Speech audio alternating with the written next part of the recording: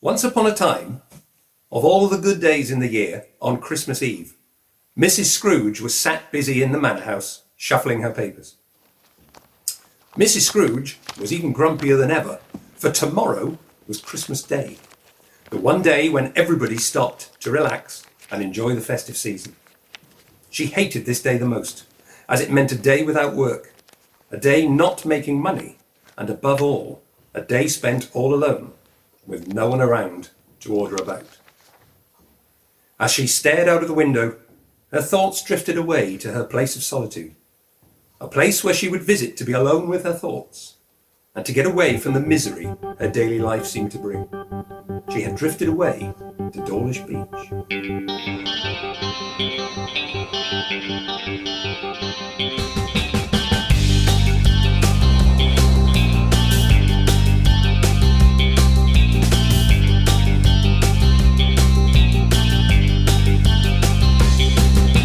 I know that it's in Devon, but it's sometimes cool. But I can't help it, I'm a romantic fool. It's a habit of mine to watch the sun go down. On Dawlish Beach, I watch the sun go down. On a quiet winter's evening, the sky's alive with lights. The cruise ships in the distance, surrealistic sight. On Dawlish Beach, you watch the trains go past. The Dawlish seawall is being built to last. Each day I'm on the council zooming from my chair. I'm always very busy, I'm the Dawlish mayor. The only thing that helps me pass the time away is knowing I'll be back at Dawlish Beach someday.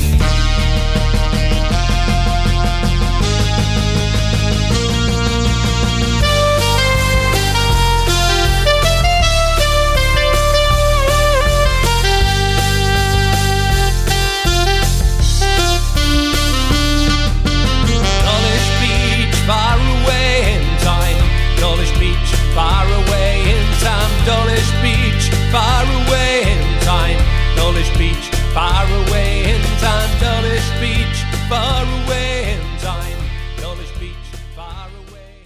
The door of Mrs. Scrooge's office was open, so that she might keep an eye on her clerk, Bob Cratchit, who, in a dismal little cell close by, was busy copying letters.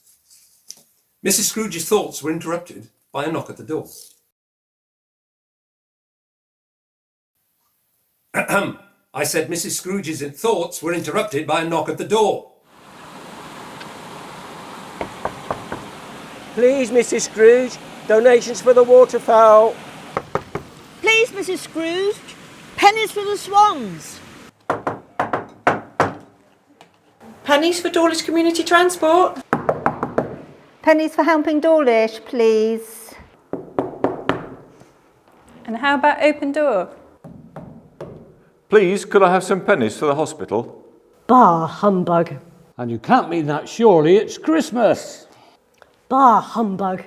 And there's no need to be cross either. What else can I be when I live in a world of fools? What's Christmas to you but a time for finding yourself a year older and no richer? You keep Christmas in your own way, and let me keep it in mine. But you don't keep it. You've never kept it.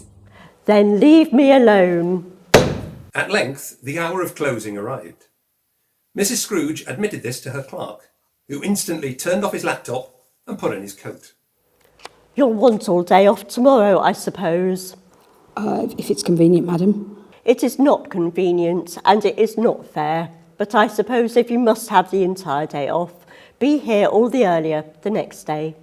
After closing up the office, Mrs. Scrooge headed home on a cold Christmas Eve, her mind racing with the thoughts of those that had visited her at her office that day. Bah, humbug, she muttered to herself as she arrived home to prepare herself a simple meal for supper. While she was sat eating, the air turned cold, and this sent a chill right through her. She turned to face the window, whereupon she saw an incredible sight. The image of her old partner, Jacob Marley, appeared in front of the lounge window. Who are you? Ask me who I was, not who I am.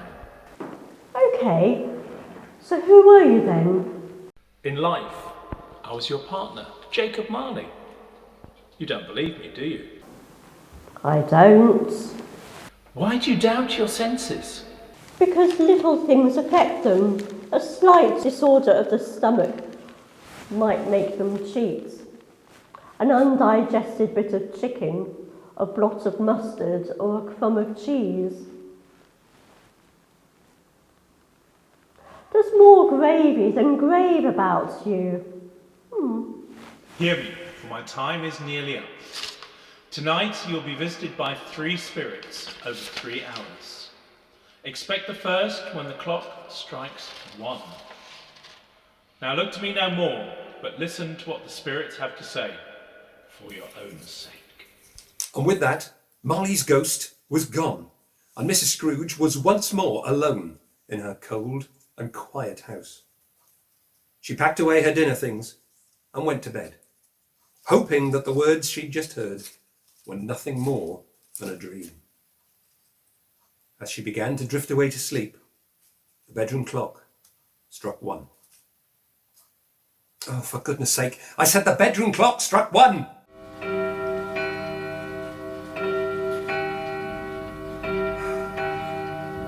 With that, the room was lit up, and Mrs. Scrooge awoke with a start. There in front of her, as explained by Marley's ghost, was the first of the spirits, the ghost of Christmas past. Spirit, who are you? I am the ghost of Christmas past, the spirit of Christmas from years gone by. You have always seen Christmas as an inconvenience, an interruption to daily life, and something you've never understood. Well, listen to what I have to say, for there is far more to know about the town that you live in than you ever really knew. Dawlish was once a small but fashionable town, and for those few who could afford it, a clement environment for a summer residence far away from the city. With the coming of my railway, through the investment of your generous forefathers, the Lord knows you can't take it with you, its seaside charms and lovely beaches were available to anyone with just a little time to spare and a penny or so in hand for the rail fare. Alas, still beyond the hopes of many poor parishioners, but how proud was your town when the ribbon was cut for the first steam train to arrive. There will be more ribbons ahead, I hope. I am working on a train that runs only on atmosphere. In the meantime, madam, please spare a thought and some pennies for those who can only dream of travelling on this wonderful railway this Christmas. Thank you.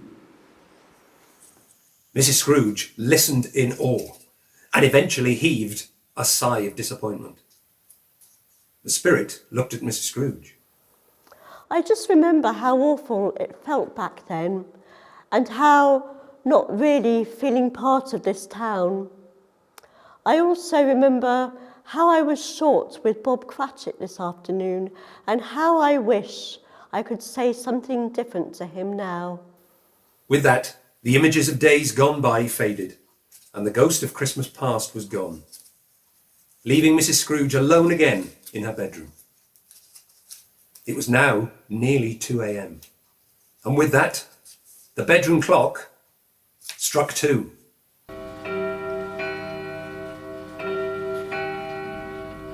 Oh, well done, you're getting the hang of this now. Just as expected, the room was once more filled with light, and the jovial figure of the ghost of Christmas present appeared. Are you by any chance the next spirit I'm due to meet this evening? Indeed. Come in, and know me better. I am the ghost of Christmas present. Look at me. You have not seen my kind before. I have over 2,000 older brothers, each lasting but 1 year. There are some upon this earth of yours who claim to know us, and even do harm in our name. Yet they are strangers to us. Remember this, and do not blame their deeds on us. Mrs. Scrooge, we are in the midst of a terrible pandemic, the likes of which this earth has not seen before. The cold gale of COVID blows in upon us from the four winds. But all this cold presents a fine chance for you to do something of great warmth for the good people of this town you call home. The giant, called Luke the Wave Walker, is at this very moment standing upon the threshold of the deep. But remember, Mrs. Scrooge, to have compassion, you don't need to walk on water, like the one whose very name Christmas carries. And as before, just as quickly as they had appeared, the images in front of Mrs. Scrooge faded, and the spirit vanished. Mrs. Scrooge was once again left alone in her bedroom.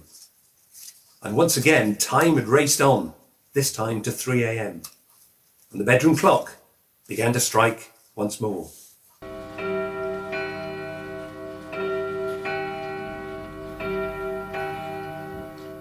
Only this time, the already dark room faded even more, and a dim glow of the third and final spirit appeared in the window.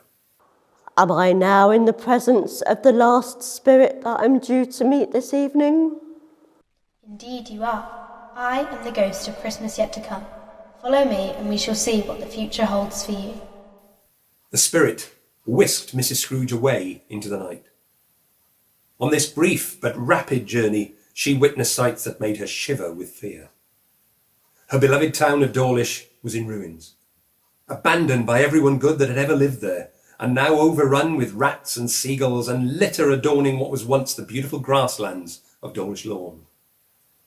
All of the shops were boarded up, and any sense of community spirit had long since departed. Then suddenly, the spirit and Mrs. Scrooge were in the graveyard of St. Gregory's Church. The spirit pointed towards a single gravestone, set alone in the loneliest part of the graveyard. Mrs. Scrooge, take a look at what Christmas will be like in years to come. Tell me, spirit, are these shadows of things that will be, or shadows of things that might? These are the images of things that will be unless you change your ways. If you continue along the path that you have followed in the past and are currently following in the present, this is what the future holds for you. Mrs. Scrooge was almost weeping with fear as she walked trembling towards the gravestone. As she knelt down and brushed the earth and cobwebs away from it, she revealed the name engraved upon it. It read, Alison Scrooge.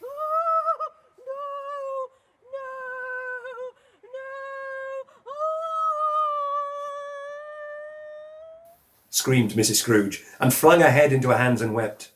She raised her head and realised she was once more alone in her bedroom. But things were very different now. Night had passed. It was now Christmas morning, and the sunlight was starting to stream through the curtains.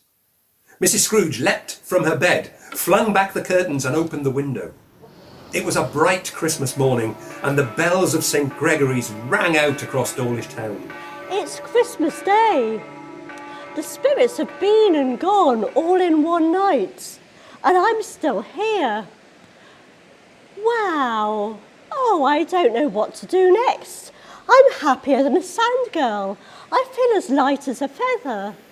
Mrs. Scrooge stared down at a young boy in the street below. Hey, young lad, what's today? Huh? What's today, my fine young lad?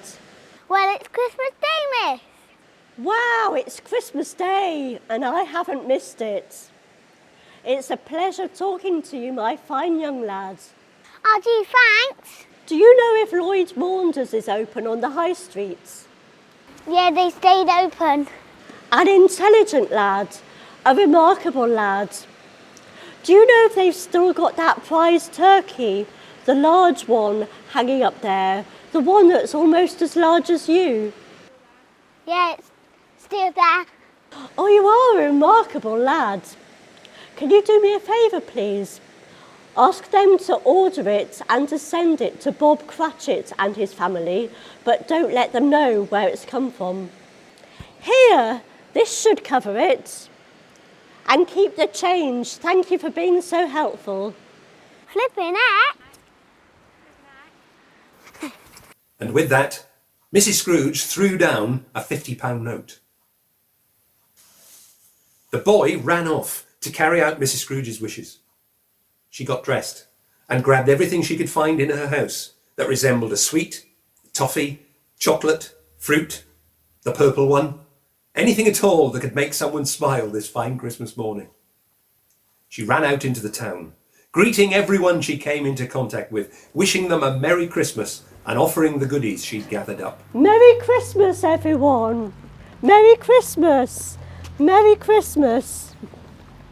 Merry Christmas to you! Mrs. Scrooge felt a warm glow, a sensation she was not used to feeling, but one that felt good.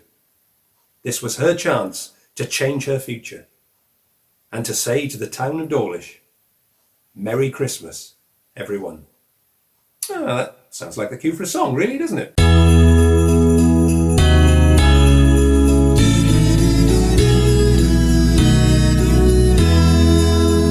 Snow is falling all around me.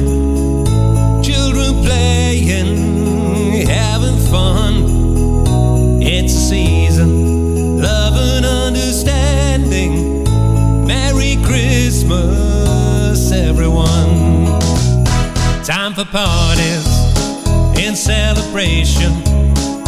People dancing all night long. Time for presents and exchanging kisses. Time for singing Christmas songs. We're gonna have a party tonight. I'm gonna find that girl underneath the mistletoe. We'll kiss by candlelight.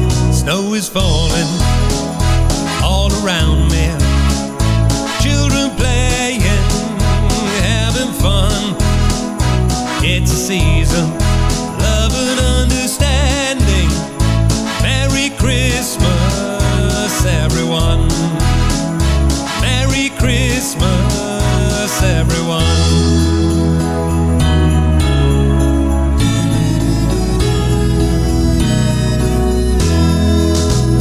Snow is falling